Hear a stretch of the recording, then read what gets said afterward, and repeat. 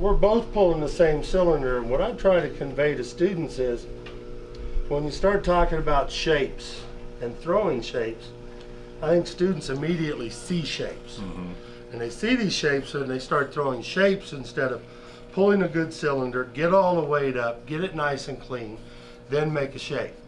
Basically everything we throw, we'll concentrate on just the cylinder unless we're throwing a bowl or a platter. It's just a cylinder, then it becomes a shape. Yeah, everything starts with a cylinder. Everything starts with a cylinder. If you're really going to stretch a pot, you want to make sure that you leave yourself a little weight if you're going to take it way out. And so you do start thinking about the shape you're going to make, and you start prepping for it.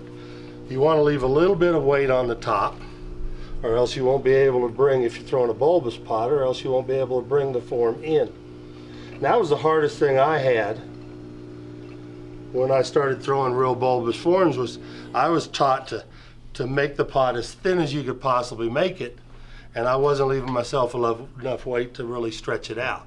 And you know, along with what he's saying about leaving the weight in your cylinder, what he's gonna work on a surface technique, and I'm gonna use a fork and put some lines on this pot and push it out, and it's gonna have this really neat linear form to it, but we'll be able to show you where the tension is on your clay.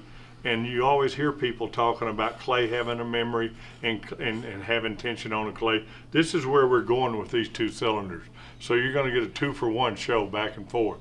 He's going to be working with the immediate surface, and I'm going to be working with the lines that you'll be able to pick up and see how the tension on the surface of the clay works.